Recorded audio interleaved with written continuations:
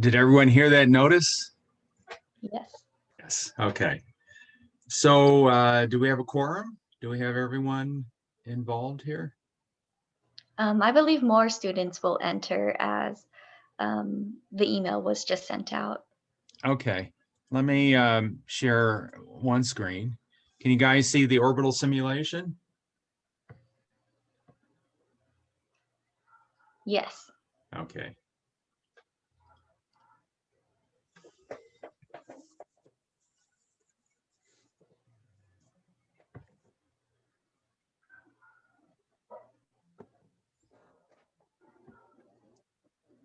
Very cool.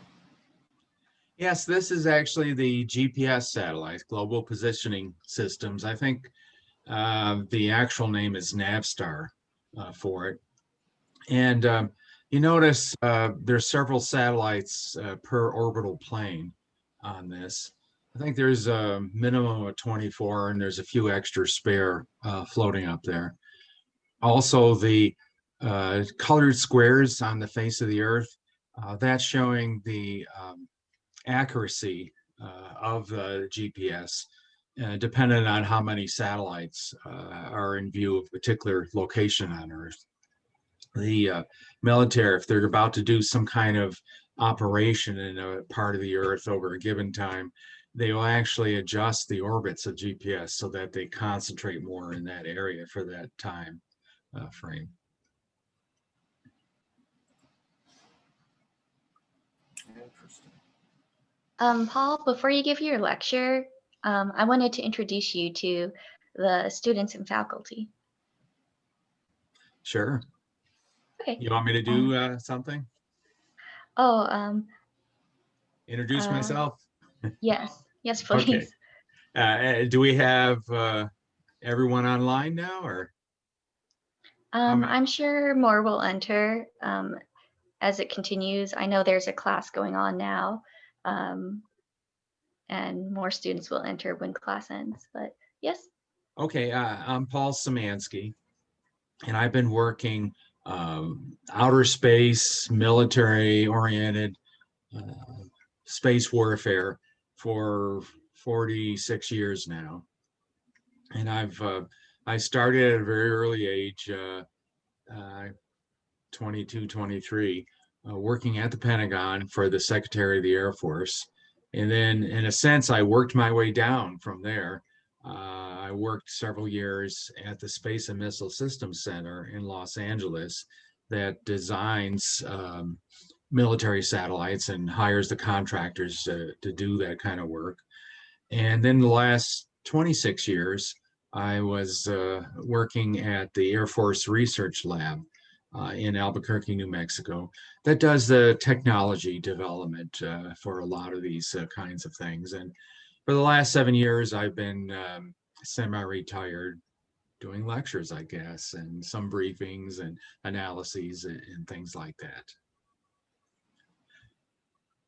So if you want, I can start the briefing.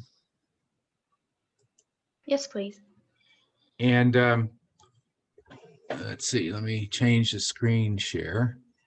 And how much time do you want me to take? An hour. Okay. 45 minutes and then 15 minutes questions, maybe? Yes, that sounds good. Okay. So this is just a general introduction, not only to space, but specifically to warfare in space, and the reason why, and some of the military kind of attitudes. And actually, the real benefit of this briefing is the little stories I have along the way of my experience in that area. And I'm also have all kinds of pretty pictures just because I like them. These are like the insides of a satellite. This is something that looks like a space mine. This picture here, and I presume you can see my briefing, right? Okay. This picture here is showing imagery of, it almost looks like a Russian satellite. That's imagery from the ground. That's something very difficult to do, and you can only do it on a clear day with optics, telescopes that are very large. And what they do is the reflector mirrors have thousands of little actuators under the mirror, and they send a laser beam up through the atmosphere, and it measures the attenuation of the atmosphere and the little wiggles and squiggles and things like that. And it comes down, it goes into a computer, and the actuators bend the mirror slightly to compensate. It's called compensated imagery, so that you've got a somewhat clearer picture of what's going on. But one of the things I want to emphasize is space is very different than what we're used to on the ground. And one thing is it's damn far away. And if you think about, how far things are on Earth, and then imagine kind of the mathematics of, well, it's r squared and it's even bigger volume and so forth. And so you can't really see what's coming off in space. It's just a very difficult thing. The best you can do is this kind of optical imagery and sometimes radar imagery, which would have the kind of funny little things coming out of it and stuff like that. But it's very difficult to know, even if you're under attack, and why. So we'll go over some of that. And I already mentioned what my experience is. So let me give you this introduction to space warfare. And yeah, I've got this pretty picture of things blowing up and stuff like that, and that's cool and all, but mostly you really want to think in terms of probably cyber war when it comes to space, that people are aware of debris generation. And so you don't necessarily have to blow things up. There's all kinds of ways of, with the cyber war, or they have inspector satellites now, and some of them, I'm sure, with manipulator arms that you can just, let's say, cut some wires, bend things, and things like that. So there's various ways to play the game. Just to interrupt here, Paul, if Sure. you don't mind, is that Paris being destroyed? Well, let's see, how good am I at geography? That actually looks more like Germany. Maybe Berlin. Yes. Yeah. So if you look towards the right, you've got all kinds of fancy futuristic missiles, space planes. So it's really attacking those. So hitting the missiles. Okay. Of course, you've got this burst of flame, which I guess you'd see in the atmosphere, but in space, you wouldn't. Though you would see a flash, kinetic energy flash, but you're not going to have flaming debris. It'd be different in that respect. And, if they think that is a laser, that's a pretty poor quality laser. It's got all these multiple beams and stuff like that. I don't know. It does, it's Hollywood. What do you want? Okay, why space war? And, please interrupt me anywhere. We won't have enough time to go through the whole briefing as it is. But looks like we have a few more that have joined us. So please continue. Good. I want to emphasize too that there's a long history of human warfare. And this is one of my favorite quotes from Trotsky, from 100 years ago. You may not be interested in war, but war is interested in you. So if you want to sit there and say, oh, I'm against war and peace and all this, oh, that's great, but nevertheless, war is going to bite you, whether you like it or not. And tens of thousands of years of human history has proven that. So there's a big threat in space. A lot of our potential adversaries are building anti-satellites and things like that. And so we got to do something about it. But what I want to emphasize is, even if you're talking about ancient warfare and warfare throughout the ages, it's really between human minds. You might have these great machines and technologies and things like that, but ultimately you're dealing with an adversary commander's mind. You're dealing with his experience, his culture, what he was learned in military school, his fears, his greed, his fears of his superiors, all these factors going in. And if you think of space, it's, well, in a sense, 100% information. It's generating information, imagery of the Earth, weather, global positioning, navigational information, and transmitting that information via communication satellites. So we're really talking about information war. And you can't just sit there and say, oh, let's take out that satellite. You have to really say, well, let's deny the adversary the ability to communicate on the battlefield over this particular geographic region and time frame and so forth. And oh, by the way, there's a satellite providing communication, so let's jam that. But at the same time, there's some microwave towers here providing it too. We got iron bombs on those targets and stuff, and think of the bigger picture. And so what I want to emphasize is really the military equipment that the commanders employ. They're just transmitting intent, resolve, and your will on each other. So you got to think of it in that respect. And I mentioned already the threats. And if you really look at how space has become so important to the United States, I mean, think about it. We probably about the only country that projects power around the world. Most countries are worried about their own borders and things like that. So we have like a Navy, aircraft carriers. Let's say we're defending Taiwan in the Western Pacific, and you have an aircraft carrier battle group in the Western Pacific. Well, how do they communicate back to the United States? I mean, via satellite.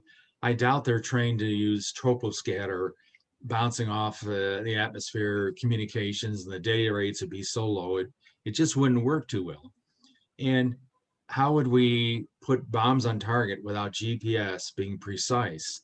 Or how do we know how our aircraft would navigate around all the different radars and air defenses? We don't have like signals intelligence that we're gathering from space and things like that. So we almost can't conduct an overall war anywhere on Earth without space resources. And they're what's called a force multiplier. You know, it really helps us get our job done more efficiently, and in some sense, maybe with fewer casualties. And another interesting quote, this goes back more than 2,000 years, ancient Greek historian, and it's not the objective of war to annihilate those who have given provocation for it, but to cause them to mend their ways. So maybe 10,000 years ago, war was, you know, resources, and we're going to take over this territory, and we need all this food resources and things like that. It's more of trying to force your will on other people, whether for good or for bad. And there's a few more quotes for, you know, I can send you the briefing if you want, but getting back to this information warfare concept from the ancient Chinese philosopher Sun Tzu, all warfare is based on deception.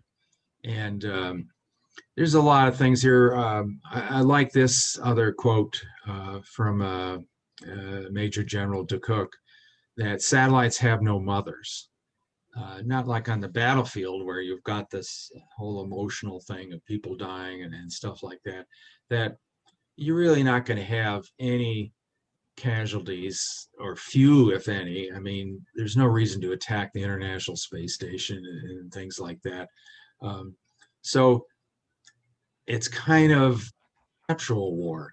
I mean, if you think of the drones like in Afghanistan, and there's operators actually in Creech Air Force Base in Nevada that are operating them via satellite. And it's almost like a computer game to them, except they are causing casualties and so forth. But if you think of space war, where somebody's just at a computer typing in, use this cyber code to attack this particular satellite, or they got a joystick and they're maneuvering some anti-satellite closer to a target, it really is a video game in all senses of the word. There's no casualties and so forth. There's maybe billions of dollars of space gear being destroyed.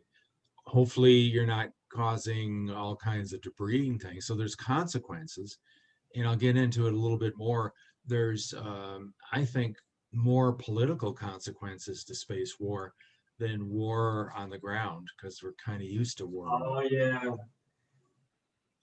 Yes?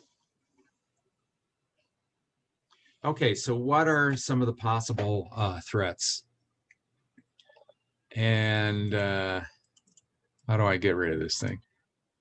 So we've got, first of all, you've got surveillance satellites that are taking pictures, including specific ISR, intelligence, surveillance, reconnaissance. So that includes signals intelligence and so forth. We've got communication satellites.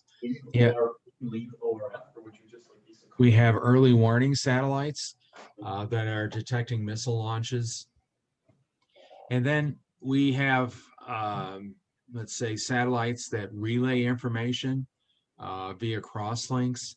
If you've got, let's say, an inspector satellite that you want to get up close to another satellite, and that's the in thing nowadays. Everyone on the block has to have an inspector satellite. So we have a few. The Russians and Chinese have some. We were complaining about the Russians getting very close to one of our intelligence gathering satellites a few months ago. So there's this whole game being played out, maybe much like in the Cold War. There was all kinds of, the Russians, destroyer would try to cut off ours and sometimes crash into it and things like that. I bet you the whole same thing is happening in space now between different satellites. And I think space, in some sense, adds additional rungs on a conflict escalation ladder. There's subtle things you can do in space to show intent and resolve. And you can even have a space war without the general populace knowing that it's happening. And I'll go over some wars that actually have happened in the past. And so there's a way of communicating seriousness between governments without necessarily causing major conflict on the ground. I mean, when you think about it, the Falklands conflict from a few, I'm sure no one in Great Britain really cared about the Falkland Islands. It was an emotional issue and the government had to do something about it.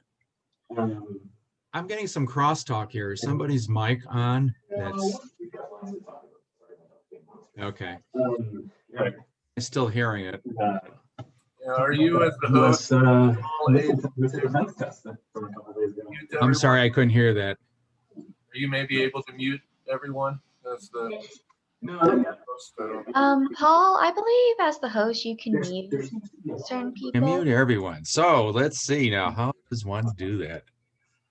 I believe you can go to participants. System select to speak. There's no indication that this type of missile could be is intended for ASATs, not just speculation. Don't see that. U.S. uses this exact system. Daniel, can you mute your mic? Something down in space, and they did it just for that software modification. Don't fucking tell me that it's not geared for this. Yeah, somebody's mic is on now. Well, everybody's asking the same thing. I'm actually sitting in the right now. There's like some other university doing a lecture. Someone's mic is on, but their speaker isn't. Our adversaries are developing this technology. Although I can keep going on if people can hear me. Just as an aside, America over here, there's all kinds of, I've been collecting military patches for space warfare squadrons, and so I show a bunch of them down here. One's like aliens and so forth. But at any rate, looking at the history of space warfare, and you can go back almost 2,000 years to an ancient Roman writer who talked about Roman legions attacking the moon. What do we need? Yes, they had giant spiders they had to attack and all that, but they've been thinking about this, at least in fantasy, for quite some time. There's a lot of conceptual artists in the 50s and 60s who wrote about futuristic Disney kind of space things. And this particular artist, Frank Tinsley, has a space fighter attacking a satellite in space.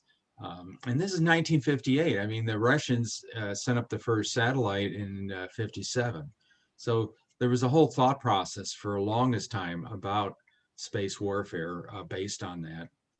And there was a worry, again, during the Cold War of, well, what if you had nukes in space and you can, drop them on us without warning? So we really need to know about these satellites and maybe do something about it. And for a while, the Russians had fractional orbital bombardment system, FOBs, that would get around the Outer Space Treaty that says you're not supposed to have weapons of mass destruction in space. And it was just a fractional orbit. It wasn't a full orbit. And it'd be missiles that would come from the South Pole, and get beyond our radars, sensors, and to fences and things like that. So there was an issue, and we had different space weapon systems like this Bold Orion in the late 50s, early 60s that never really worked.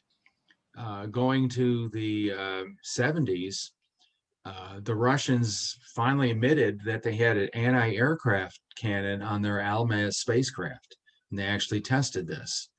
And in a sense, it's the same as on Earth. It's going to follow an arc based on gravity, though you're going to have kickback on the spacecraft, and so it's going to have maneuver jets getting you back into orbit and so forth.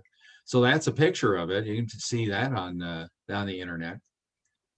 I worked the F-15 ASAT program, anti-satellite, in the 80s when I was at the Pentagon. And that was a missile on an F-15 fighter the fighter would get up as high as it can, and the missile would shoot. And it was a smart can, I guess they called it, that would have seekers on it, and it would detect where the satellite is, and they'd have all these maneuver jets and really quickly and go hit it and make a lot of debris. And they did.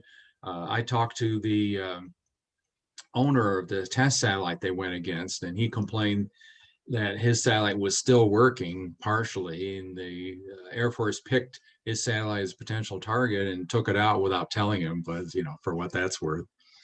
And the guy in charge of the program at the Pentagon told me that it actually was just a negotiating tool for the Russians, because they had their own anti-satellite program, and it's called a kinetic kill vehicle, KKV. And what you do is you know when a satellite's going to come over. You have radars and things like that, though the US has an extensive worldwide network. Everyone else doesn't have worldwide sensors as much. And when you know it's coming over, you would launch this Russian KKV from a booster, and then would catch up with the satellite as it's coming over. And it had an explosive device that would send out a bunch of ball bearings, essentially. And then the hope is someone would hit the satellite. So I guess it's like a shotgun in space. And then later on, there's all kinds of concepts, Russian concepts for ground-based lasers. I've seen some for space-based, but they never fruition. That'd be an awfully big target to have this humongous laser up there, and you'd have to resupply fuel, because they mostly were chemical lasers, at least back then. This is another concept I pulled down from the internet. Was a Russian fighter. It looks like some of our almost shuttle-like things with a hammer and sickle on it, going against a target satellite. And then I want to emphasize that really you're not attacking a satellite, you're attacking a satellite system. And so the system is, you've got a satellite in space, you've got ground controllers on the ground who are receiving the information, because again, the satellite's just providing information. And then you have the link between those. So there's, in some sense, 3 areas that you can attack. And so instead of attacking the satellite, you could attack the link to the ground, so jam it or some sort of cyber warfare. You could do cyber warfare against the ground station. You put iron bomb on the ground station, or a special forces team, something like that. So there's a lot of ways to do things. And this final picture shows what's called a heavy earth terminal. There was a bunch of them in Iraq during Desert Storm. and then we bombed them, and you could see the damage that had been done to them. So that was space warfare, even if you're just doing something on the ground. Now, there's actually been multiple space warfare incidents, actual conflicts. I'll summarize some of these. Back in the 80s, or maybe it was the late 70s, when I was working at the Pentagon, I remember going to the Federal Communication Commission site in Laurel, Maryland, that mostly monitors accidental jamming that's going on around the country, but they had a satellite Earth station there to look at accidental jamming, so to speak, of satellites. And the head of that group there told me that we had what's called ComSat, was the name of a communication satellite. And for several days, it was outright jammed. And they took the satellite and they would roll it to see where the peak was of the jamming signal. And the signal was coming from off the eastern seaboard. And they figured it was a Russian trawler that was jamming it for unknown reasons. And so that's the earliest I can come up with kind of space war incidents. There's probably more. Another one, and most of these are theoretical, circumstantial evidence. Two of them are real, and I have real evidence of it. But this one, CSAT, harmless sounding satellite put up by NASA in the 1970s. It's looking at wave height. Actually, I'm not even sure why they're looking at wave height. It probably is a meteorologic, weather kinds of things. And when I was just starting out my career, maybe for the surfers. I mean, I grew up in California. That stuff is very important. Yeah, that could be. Though more than likely they weren't measuring it that close to shore. And when I was first starting out my career in my 20s, I met some NASA guy who claimed that, oh my gosh, they turned on the satellite and found out that they can detect submarines at operating depth, that somehow it was disturbing the waves slightly, that you couldn't notice as a human, but up in space as a long line, you can see where the submarine was, even though it's hundreds of feet under. And I did an analysis looking at the French imagery bird called Spot, and Schwarzkopf in Desert Storm had the French forces on the leftmost, most vulnerable part of the left hook, specifically so they would turn off this imagery satellite, commercial imagery satellite, that would potentially provide detection for the Iraqis of our left hook movements and things like that.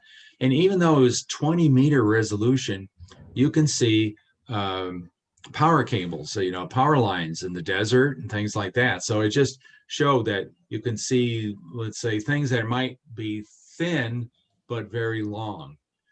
So this thing supposedly was detecting nuclear submarines, which means it negated 1/3 of our triad, during that, the Cold War, the nuclear missiles, the ICBMs, the aircraft, the bombers, and the submarines. And so according to this NASA person, that NASA turned it off and faked it to death because of that. Well, that might or might not be true, but decades later, I'm working at the labs, and one of the favorite things they like to do is do radar imagery of CSAT. And so they got all kinds of, testing their equipment, they got all sorts of imagery of that. And if you look at it, you'd see that it's all bent out of shape. Like some explosion happened, and that's not turning it off. There's something really bad happened. Somebody attacked that satellite. And that's all I know.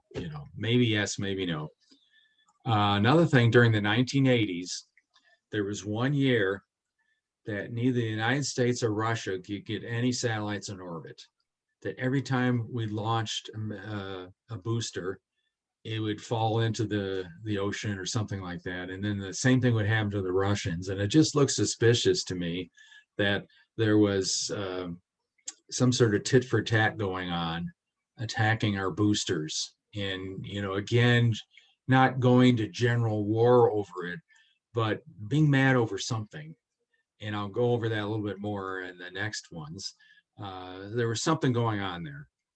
And then in the teens, there was a specific incident I can't talk about. It's classified, but it did happen.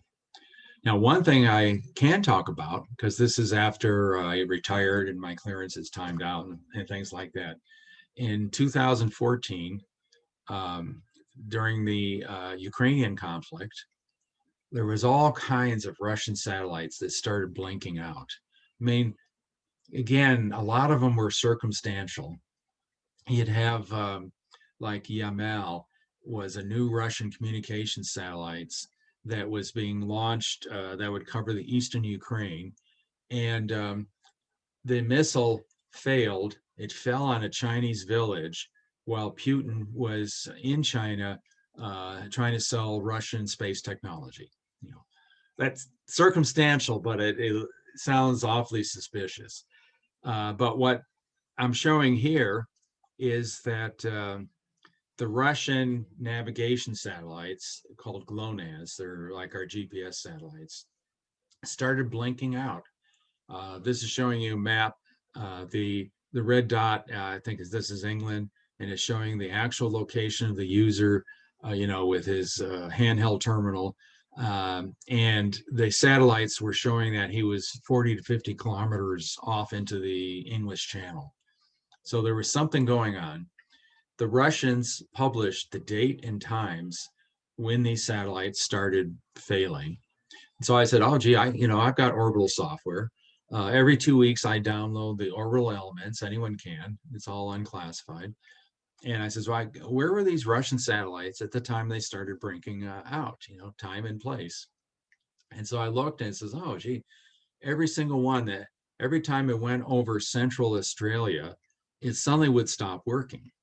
And if you look at again on the internet, you say, well, you know, there's this NSA listening site at Pine Gap in Central Australia that it seems like every time it came over it, they would stop working. And you could look up Pine Gap again on the internet. As a matter of fact, there's a Hollywood movie about Pine Gap from just a few years ago.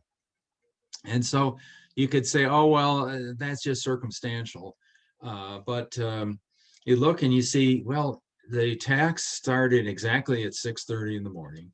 And I know these guys, you know, the Air Force captains and lieutenants, they'd come in at 6 a.m., get their coffee, get a snack, start testing their systems, and start attacking exactly at 6:30 in the morning. And you could see the logic to it in terms of they would attack the satellites in numerical order. In other words, if there were several GLONASS satellites within view of their weapon, GLONASS 1, 2, and 3 would go out in numerical order. You know, they were just checking it off a list. It was not a natural phenomenology. So there was this whole thing going on like that. And I like to say this probably was the first space war between the United States and Russia, because there was just a lot of things breaking. I could mathematically prove with orbitology that, you know, we were attacking these things. And look up in the internet again, the Air Force will gleefully tell you about its cyber weapons that's based in New Mexico and at Alamogordo Air Force Base. And it's a mobile cyber jammer kind of weapons. They'll show you a picture and the crew and things like that. And I bet you that was on deployment around that time. So this kept going back and forth. And then I guess the Russians got mad about the whole thing. And they weren't winning in space. And so they decided to go combined arms. And they attacked the American banking system. And again, it was in the press. They said, gee, look at all these major banks in New York City, you know, Mellon Bank and all these things. some hacker got in and stole tens of millions of banking accounts, stock market accounts, and so forth. And gee, it looks like it's coming from Russian servers and all this stuff. And that went on for 2-3 days, and then it was silence. You didn't hear anything more about it. You didn't hear anything happening with, oh, they sold these on the internet and people have to, you know, change their bank accounts and this and that. It was all silent. Obama stopped criticizing the Russians immediately after that about the war. And a week later, the all parties of the war, the Ukrainians, the Eastern, Western Ukrainians, Russians, Americans, British, and all that, were at the negotiating table. A week later, sort of stopped the war. You know, it's a lukewarm war now. And you can just see that I assess that to mean we lost the war. We did well in space. We lost it on the ground. They attacked our banking system. They extorted us into saying, okay, stop the and we won't release all these bank accounts, you know, to the internet or something like that. And it was over with, you know, so that's, who knows. So another thing you have to think about, you know, I've been in this 46 years, as mentioned earlier, and these, all that time, most of that time, there's usually 2 or 3 job announcements a year for things that I do in space warfare, analysis, operations research, and program management, things like that. Now there's hundreds of job announcements, if not thousands. And there's $5.5 billion more being put on the military space budget. And that's overt budget. The covert secret budget is probably many times more that. You can look at, you know, the disunity in Congress where they can't pass basic relief bills and things like that. Yet all sides of the congressional aisle gleefully passed the legislation establishing the Space Force because they were briefed on something really bad happened. And I think something bad happened beyond the Ukrainian thing. And that's what I'm mentioning here. And I could just see that the US government's in absolute panic. And it sounds like we lost another space war or something bad happened. And I know a while later, some of our GPS navigation satellites blinked out the exact same manner that the Russian GLONASS ones did in 2014. And I've never seen that happen before. And, you know, again, looking at this concept of, well, we can do all kinds of space wars and no one on the ground will notice. And so they just said, oh yeah, the satellite failed, you know, don't worry about it and stuff like that. So I don't know if that was it, but I'm pretty sure something really bad happened to force all parties to understand, yeah, we really do need a space force. You know, there's something really bad. And our adversaries have all kinds of space weapons now. And so that's the way it is. So I just have a few minutes, theoretically, if I'm only going to go an hour with questions and so forth. So let me just go over this final chart. And that is what's different about war in space that's different from how you prosecute it on the ground. What are the physics, let's say, and things like that. And the one thing that you have to understand is space is just global. It's, you know, by definition.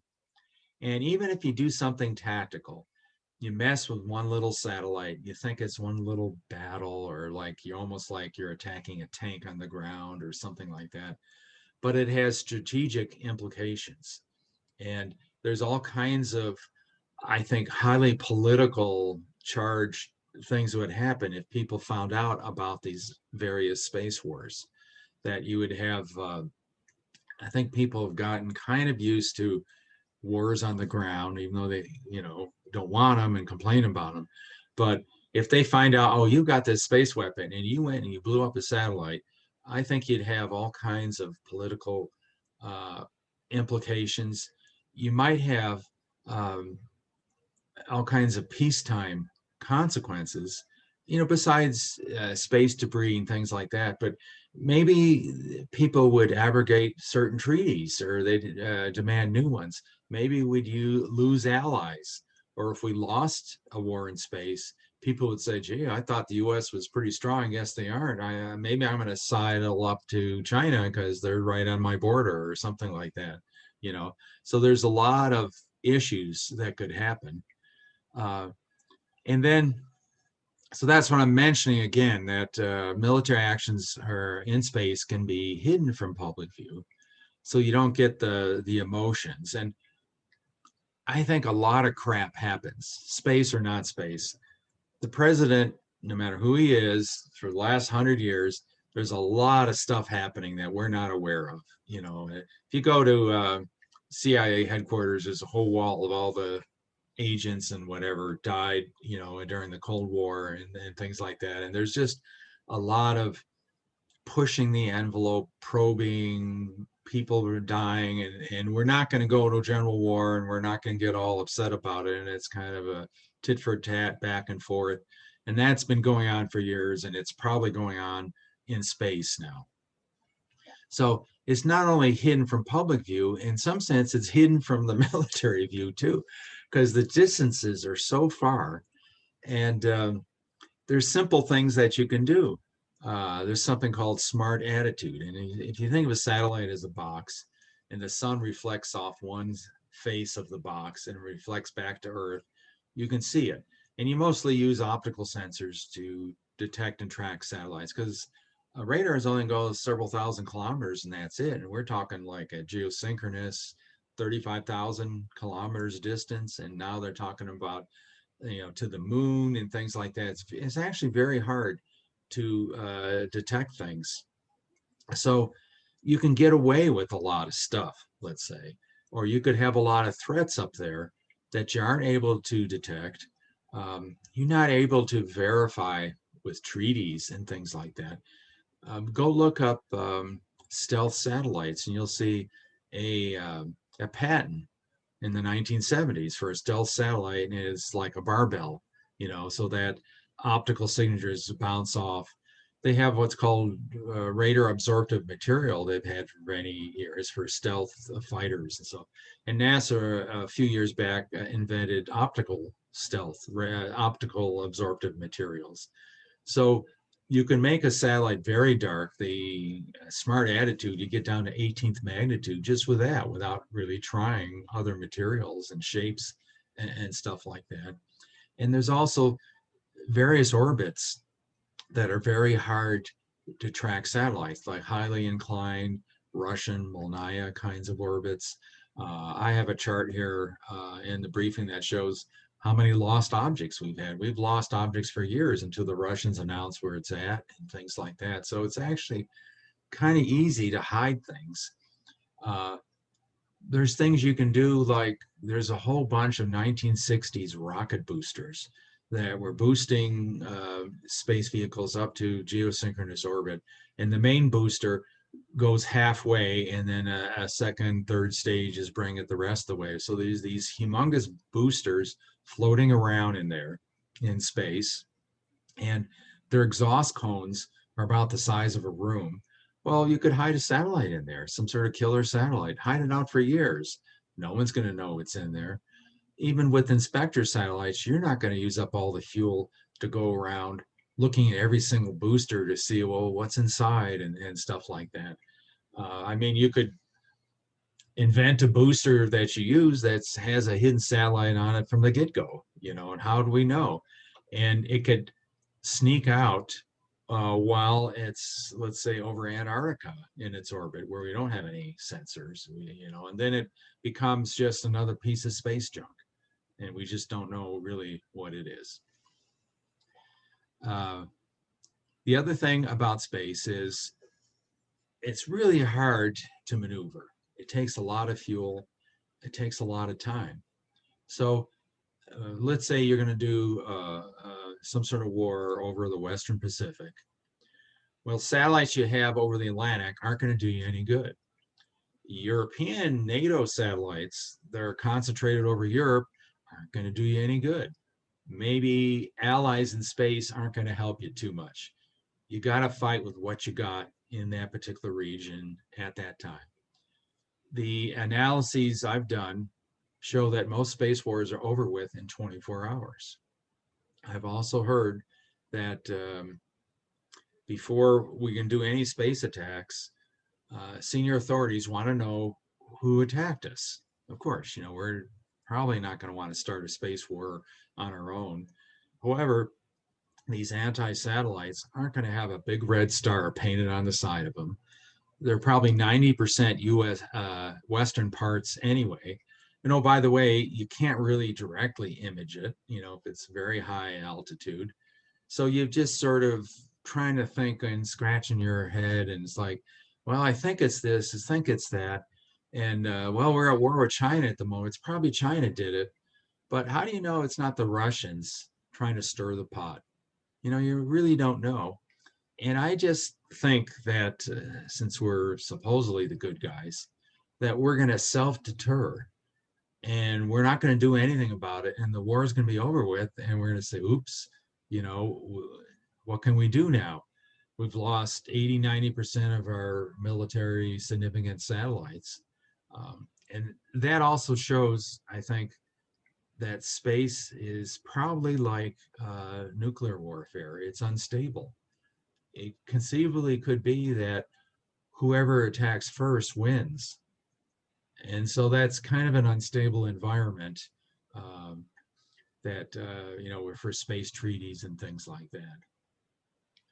And then the other thing, the physics of orbits is not what you kind of think on the ground. You know, on the ground, you see something, you walk to it, you pick it up. It doesn't work that way in space. And the Apollo astronauts had these problems when they were trying to rendezvous with different items, objects. They would see, oh, okay, it's ahead. Let me put my foot on the gas and, you know, accelerate towards it. Well, if you accelerate towards it, it puts you in a higher orbit. It takes you away from it, not towards it. So there's different ways you have to do things. And conceptually, you have to think of it differently. For example, if you've got an important military satellite and you say, okay, well, what's around me? What's threatening me? Well, you can't think that way because the satellite that's on the other side of the Earth is actually quite close to you in terms of the amount of fuel and time it takes to get to you. If that threat satellite is in the same altitude and inclination as you, and it just has to do with phasing. So you have to think different. You have to have tools that visualize these things different on that. So, you know, the concept of close is ill-defined, let's say. So I can keep going on, but probably you want me to open up the floor to questions.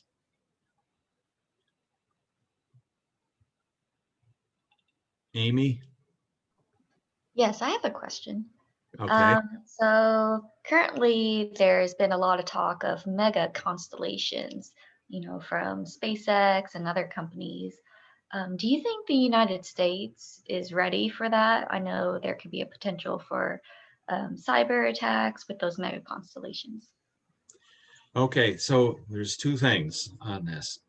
One is they are pushing for the military to use commercial satellites more and more. And it, you know, it sounds good, they're cheap and all, but they're not hardened. So, and then there's really a political, conceptual, legal issue, I think. So I mentioned Creech Air Force Base in Las Vegas. They control the drones flying over Afghanistan, blowing things up and all that, you know, guys with, you know, joysticks and big red buttons, I guess, you know, and they get that information via satellite that goes direct to the drone. Well, they use commercial satellites. They not only use commercial satellites, they use international satellites that are owned by multiple countries, like Intelsat goes over it. So Intelsat and its ground controlling stations is part of the kill chain. So does that mean that if I've got some weapon flying over me, blowing things up, killing people, do I have a right to not only shoot down that drone, but to bomb Creech Air Force Base and do some sort of attack against some ground system in France that's controlling Intelsat. You know, are they legal targets? And that's this global nature of space. I mean, you could say, I want to deny the adversary the ability to image the battlefield. Okay, that sounds good, you know. So let's jam him downlinking the information to his ground terminal. Okay, that sounds good too.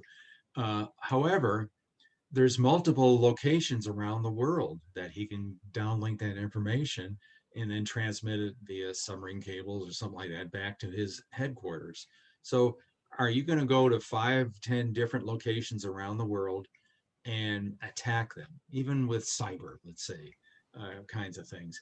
Oh, by the way, Amazon is starting to develop their own ground stations around the world to lease that as a cloud service, you know. So you've got all these kind of issues on it. Now, okay, the mega constellations, you know, the thousands of satellites. And the military, of course, is very worried about survivability, resilience, they call it. And they say, oh, yeah, multiple satellites means it has to be multiple targets, so that's better. And you know, that kind of sounds good.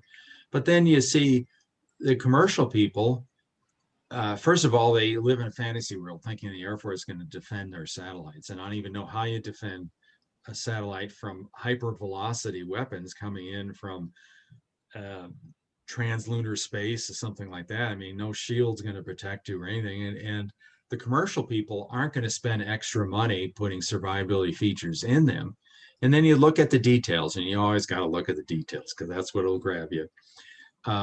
They have so many satellites, these mega constellations, that you can't have ground controllers controlling every one of them, you know. And so what they have is the satellites have to stay away from each other. So they're going to have, I don't know, laser links and things like that. And they, you know, they automatically maneuver to stay away from each other. Well, it just seems to me a cyber attack can insert a minus sign instead of a plus sign in that automatic maneuvering routine. And when a satellite says, oh, I'm getting too close, let me start maneuvering away, it actually maneuvers closer. And it appears to me that technique and other techniques, you could probably destroy the whole constellation in minutes by themselves, destroying themselves. You know, and so they're never doubt the cleverness of, quite frankly, any country can have clever hackers if they use them right. And the other lesson to be learned here is going back to the Ukrainian conflict. When the banking system was attacked, Mellon Bank alone that was attacked spends $250 million a year in cybersecurity, and the Russians went right through them. And so the lesson here is, I don't care how rich a company you are, if a country has an in for you, they're going to get you. You know, they have way too many resources, way too much experience in this area, and you can't just sit there and think, oh yeah, I got this problem solved, because humans get very clever and they'll always get you sooner or later. So for what that's worth. Next question. Hi, Paul. Can I ask a question, please? Sure. Who's talking? My name is Haley Hillsman. I'm also on the Global Space Law Research Council at Cleveland Marshall. So in the past, I think just in terms of wars, we've definitely seen situations where civilians and private actors get implicated in the actions of nation states fighting against each other. And I'm curious, with us being on the verge of a significant increase in suborbital and orbital tourism, do you think that there is a concern for actions being taken against private actors or civilians that are participants in that type of tourism to be attacked from a space type location? Well, let me think several angles to this. First of all, Lusitania, World War I. private passenger ship sunk by German U-boats going into a war zone. Oh, by the way, it had some war materials on it. That's why it sank so fast. I'm sure there's many incidents, terrestrial wise, of civilians accidentally getting in the way, or maybe even purposely. You know, there was a lot of people killed in World War II in cities that were bombed. So space, we could sit here comfortably in our chairs and say, oh, well, that would never happen. It probably wouldn't. But we might think of ourselves as the nice guys, but as the other side, maybe dictatorial, maybe has different viewpoints on the value of life. I don't know. So some experience. I remember years ago being at a space conference and asking General Beer, Air Force General, you know, if there's a war happening on the ground and we've got this international space station and there's Russians on there, and one of the Russians takes a pair of binoculars, looks out the porthole and says, oh, look at this attack that's going on. I'm going to phone home and tell them about it. Says, what would you do about it? And the first words that came out of his mouth is, I would shoot him.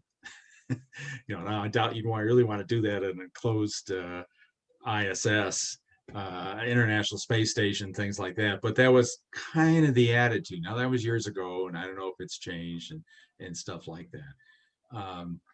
So civilians can be put at risk, though they're going to be in orbits that I don't know. I mean, I don't know why anyone would spend tens of millions of dollars. You know, the anti-satellite systems are very expensive. You know, just they would spend that much just to take out some tourists.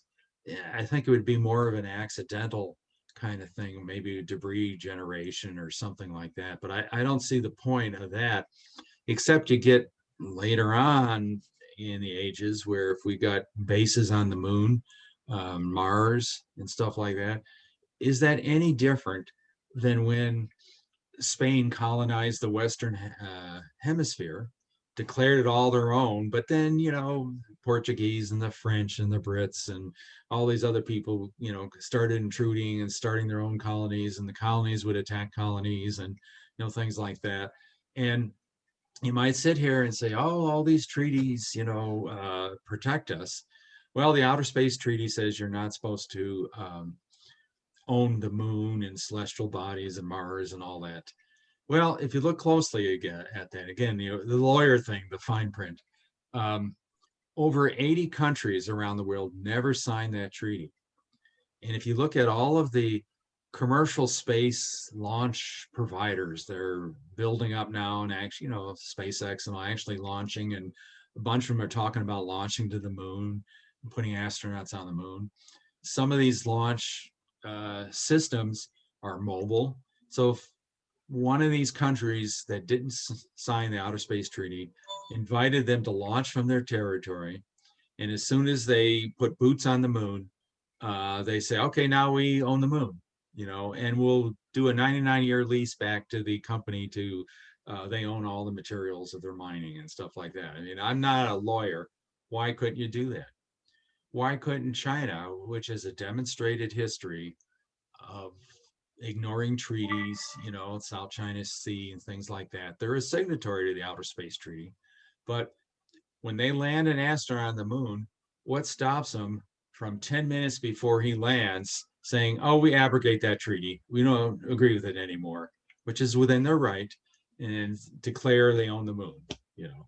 So sooner or later, will it be the typical human thing of conflict in space on celestial bodies? Probably. In our lifetime, maybe not in mine, but maybe in yours. Now, I would, since you raised these legal questions, Paul, I cannot resist. but give you Okay, go for it. sense Shoot. of, I think that even if you're a country that has not signed the Outer Space Treaty, there are those that argue it's international customary law and they'll be bound by it regardless. Just as the U.S. hasn't signed certain treaties and are still bound by their terms. Heard that though. Just as a civilian, I find it hard to believe is what's the point of signing a treaty if you're bound by it anyway? So you could be right. I'm not a lawyer. Yeah, it does seem anti-intuitive. And another quick thought is, the idea of forum shopping. If SpaceX would like to go and avoid the Outer Space Treaty by setting up shop in a country that is not a party, they'd still be subject to the jurisdiction, the prescriptive jurisdiction of the U.S. I know these are international law words. I'm talking to my students as well, that the U.S. still has the right to regulate its nationals, even if they're operating halfway around the world or on the moon, for that matter. So it's going to be I think there might be efforts to do what you're talking about, but it's tricky. Yeah, and according to the treaties, you're responsible for any object that's launched from your territory, even if it's not by your citizens, let's say. Any object that falls back and or maybe even hurts another satellite, you're legally responsible if it was launched from your territory. So, Can I ask a question over here as well? Hi. Sure, go for it. Yeah, I'm Daniel Porras. Thank you so much for your discussion. In particular, I really appreciated your comments on civilians, or the question of civilians and international humanitarian law being still being under question, especially if they're participating in activities that help further other military operations in space. But one of the things I'd love to hear your insight on is, what do you think are some of the drivers of this seeming arms race that now involves space weapons and counter space capabilities? And what do you think are the implications of U.S. actions in those fields in terms of development and deployment of their own weapon systems that's been going on, obviously, for decades now, as you mentioned? I guess essentially, space is too important to the U.S. military, and our adversaries know that. And you can prove it, though it's hard to quantify. It's easy to quantify, oh, this adversary's attacking me, and there's a river and there's a bridge, and so I'm going to blow up the bridge, and that's going to help my forces. But space is information. So, I denied the adversary the ability to image the battlefield. So how did that help? We all know it helps, him making correct decisions and all, but it's hard to quantify. If we spend $200 million putting up all these satellites, we'll save maybe 10 $1 million tanks on the battlefield, or something like that. So why is it happening? This arms race.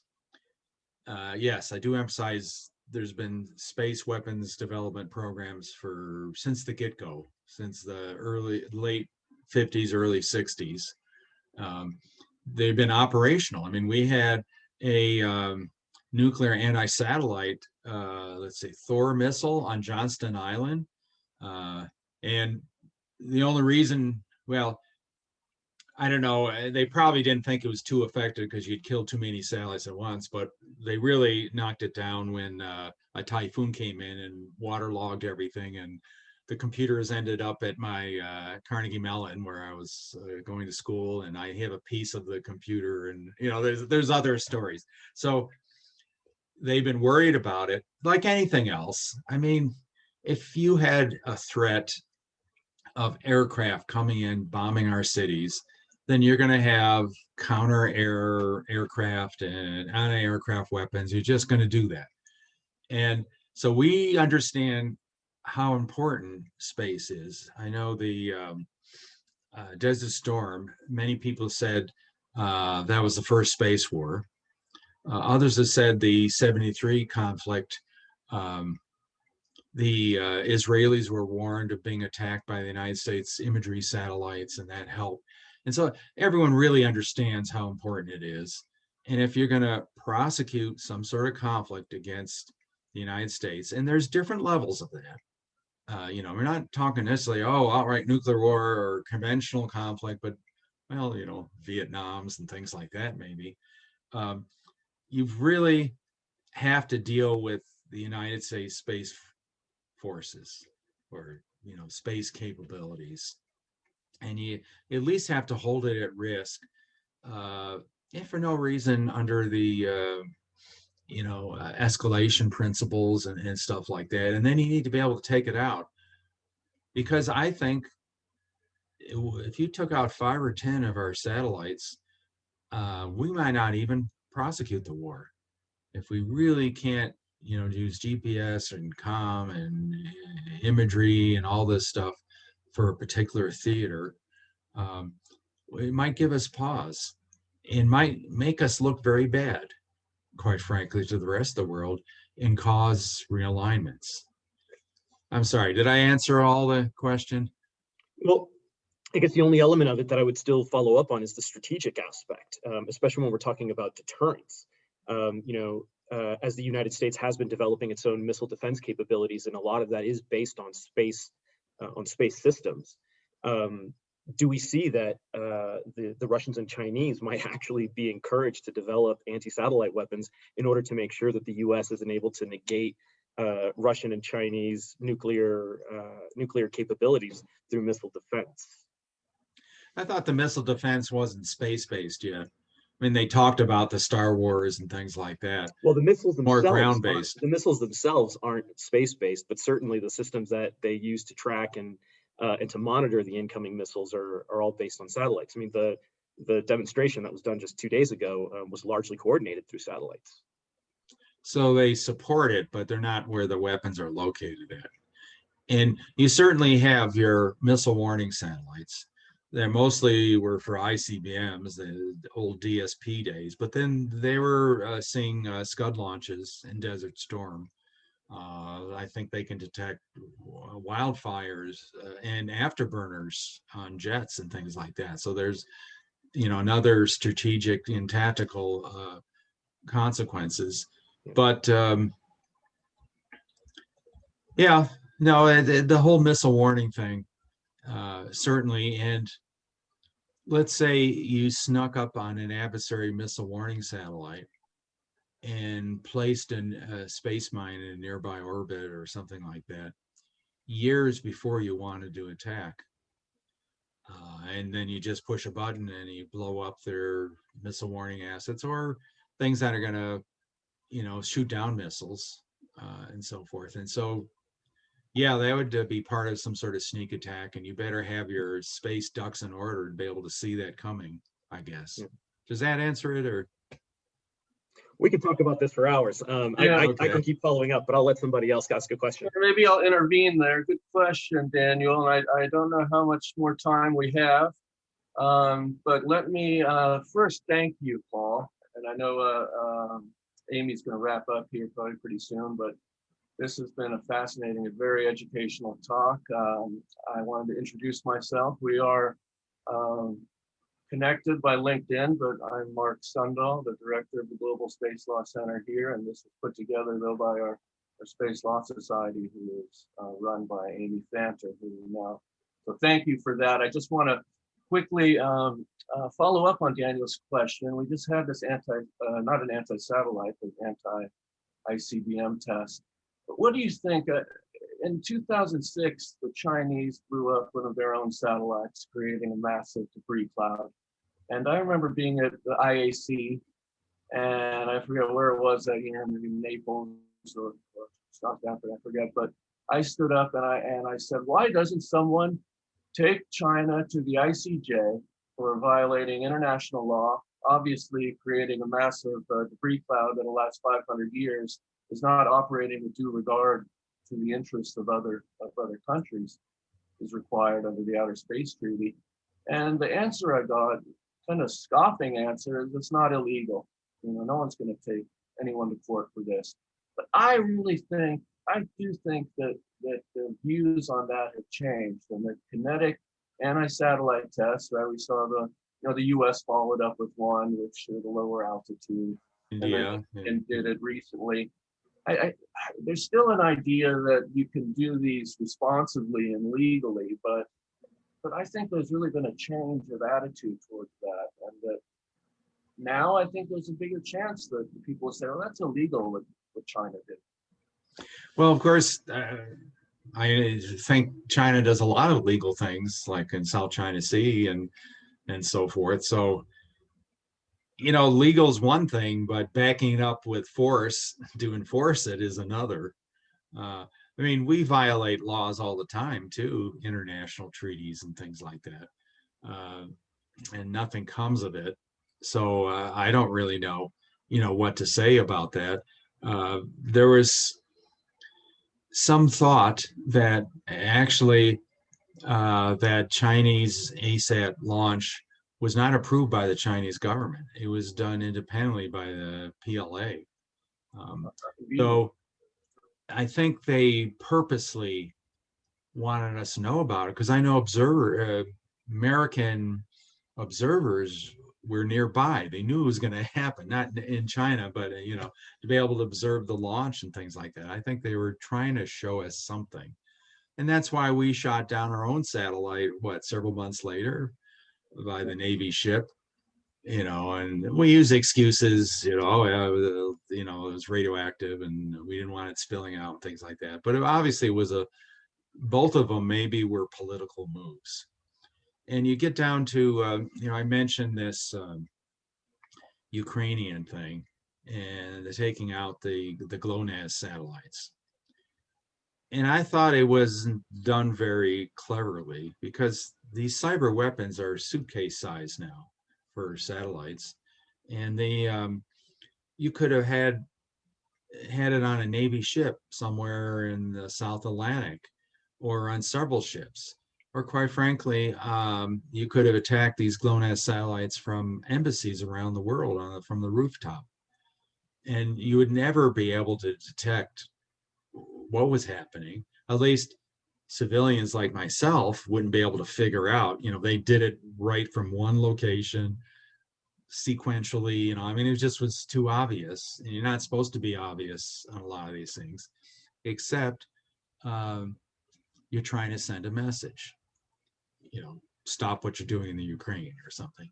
And so it's got to be somewhat obvious to the you know, the recipient of the message that, oh yeah, we're really serious now and you better stop this, or we're not only temporarily deny your GLONASS, we'll start shooting them out of the sky or something like that, you know.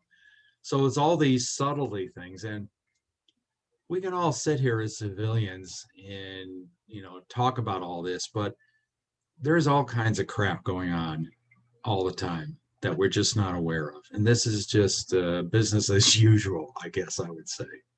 A constant testing of the boundaries, kind of like the South China Sea. Yeah, why we you know, have ships go there just to show, oh yeah, well, we can still, you know, transit these supposed national territories. And you know, we've had for years, you know, during the Cold War, having planes probe the defenses, go into, you know, the territorial waters just to see what sensors light up and so forth. So you just don't sit there and twiddle your thumbs. You're actively pushing the envelope, I guess, both militarily, economically, diplomatically. You know, I suppose that's how you deal with bullies on the schoolyard too. Excellent, thank you. Okay, hopefully it was useful. Oh, absolutely. This is fascinating, and it's very educational. But Amy, you want to call on more, or are we wrapping it up? It's up to you. Does anyone else have any questions? Oh, I do have one last question. Okay, Sure. Daniel. Paul, what are the comments here on your last slide? Military actions are it's largely hidden from view. Is that still true today, or are we seeing a situation, particularly with the rise of commercial satellite situational awareness companies? Are we getting to the point now where it's actually really difficult to hide things? I mention this because, you know, we've seen certainly that the Russian activities with the Lucha Limp on orbit of the co-orbital vehicles, you know, most of the tracking information that we've heard about that is coming from a private company, from AGI or ExoAnalytics. So I wonder, is it still easy to hide satellites? If those satellites were stealth satellites, you probably wouldn't be able to detect them. I mean, I've been over AGI. I know the people there. They're all military oriented they're not sending out info on the NRO satellites. You know, they know they would get in trouble. They know they would, you know, lose contracts and But they things. can see them. Yeah, years ago, I was in the Cheyenne Mountain Complex, Colorado Springs, in the mountain, you know, at the Space Surveillance Center. And they had little yellow stickies saying, do not track these SSN numbers, these satellites. Why? They just didn't really want the people, even those cleared people inside Norwich Cheyenne Mountain that's supposed to survive a nuclear war, weren't supposed to know where those things are at, you know. And so, yeah, I guess they kind of can. They know better not to. And I remember a few years back, you know, we published this UN catalog and spacetrack.com. Anyone can download these things. And the French started complaining that we were publishing the orbital elements of their signals intelligence satellites. And they said, if you keep doing that, we're going to publish what your NRO birds are too, because I guess the French knew them too, you know. So I guess we stopped doing that. I know that for years I've been downloading the open source space track orbital elements, and they also comes with the radar cross sections and things like that. And then 3 years ago, they stopped providing the absolute values of the radar cross sections. They give average values now. And I can only assume it's because, oh, yeah, we just started sending up those inspector satellites. And when an inspector comes close to another satellite, it'll have a bigger radar cross section, they'll combine, so to speak. And that means civilians can track where the inspector satellite's going, or the XB-37 spaceplane, you know, kind of. And I assume that's why they stopped publishing that. They do not. They have, you know, satellites called USA, blah, blah, blah, blah, and all this. And they supposedly say those are the NRO birds. But I'm sure there's real NRO birds that, you know, National Reconnaissance Office, that they're not publishing anything about. And funny, there's more than just the NRO. You know, there's all kinds of funny things up there on there. So, and then I've known for years, the Europeans, they have a whole amateur group, and I think it's led by the Russians, using research telescopes to track satellites and to, you know, trying to figure out what they are and try to reveal that information and things like that. Because, so you're right, and I'm surprised they did publish the Lurch thing and all that, unless they got permission, because the government never talked about any of these sensitive space things. But now we've got this whole political problem of the Space Force. Well, why did we do it? Why are we spending this money? What's the reason? And so you can almost see a marketing campaign that, oh, okay, we're going to reveal this. Oh, look at this red. Oh, yeah, this is bad, you know. I mean, it's, if you've been in the field so long, you can see it's just very straight, flat line, and so you blip, oh, they're doing something different now. You know, now they're really talking about this stuff where it's been going on for years. And it's like, well, why? You know, there's a reason for everything. And so I still firmly believe you can hide if you really want to. And if you give me a second while someone's asking another question,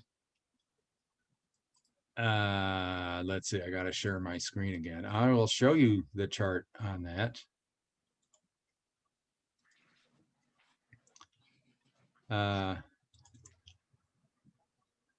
Here's missing space objects, if everyone can see that. Number of objects and the altitudes. And then the radar cross-section of those objects. And even if you track an object, let's say some satellites, you know, they could put a secret door on the side. I mean, this is why you have inspector satellites, to look at war reserve modes. And you could have a cavity in there with the rails. And when you're over, let's say, Antarctica, you dump these out, and there may be space mines or something like that. and they putt off, into some other orbit, and they become UCTs, uncorrelated targets, and they can't figure where they're at. I mean, and I've seen the arrogance in the Air Force. They say, "Oh, we know everything. We from launch to grave, we can track it." But it's so easy to have these things missing. We've had Russian satellites for years we couldn't track until they announced where they were at. Especially they love those Molniya higher inclination orbits. You can do, look at, what was the satellite's name? There was a European satellite that was measuring the Earth's gravitational field, and it had to be very low to do that. And it was so low, I guess it was slightly in the atmosphere. It had a little bit of a stubby wings on it and so forth. And in order to not deorbit, it was continuously thrusting for 2.5 years, electric thrusting and so forth. So that's very doable. But what if you put these electric thrusters on satellites that you're trying to hide? And just before the war started, you started thrusting. You suddenly screwed up the Keplerian equations. It's not in natural orbits. How are you going to track them? And the guys at the radars, they get tasking, track object such and such, and they point the radar that way, and it's like, oh, it's not there. Gee, I don't know. Oh, this other object is there. We don't know it is. We're just gonna make it an analyst object or a UCT, and we'll check it out later. And you have a list like this. You see, like, gee, I don't know. And yeah, we're trying to increase our space surveillance. We've got space-based visible sensors, though I heard they weren't working as well as they originally thought they should. So I'm sure we're doing a better job. But Leo Labs is doing a lot of really great work on in orbit. Who is Lincoln Labs? Leo Labs. Who? Leo Labs? Yeah. So they have ground-based sensors. They've got ground-based, but now they've actually launched some space-based ones for tracking LEO objects. Huh. You wonder what the business model is for that. I mean, what commercial people need that information? Operators.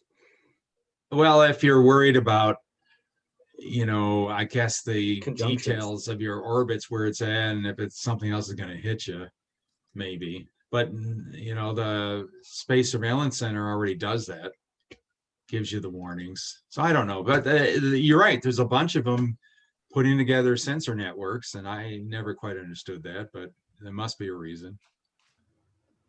Okay, thank you. I think it's time to wrap up now, but I just want to thank Paul for a great lecture. It was very fascinating. I learned a lot. I thought it was really interesting. So yeah. Hey, well, thank you for having me here. It's always fun. And, you get to a certain ripe age. I'm 68. My main job in life is to educate my experience to younger people, quite frankly. So I guess I'm doing my job. You certainly are. I'd like to extend my thanks as well, and especially as an unexpected treat of having Daniel Porras join us, a former UN official and now with Secure World Foundation. So thanks for joining the conversation, and thanks for everyone for attending. And thank you, Amy. Good job in putting this together. Okay. Thank you. Have a good day. Take care, everyone. Thanks, Paul. Bye now.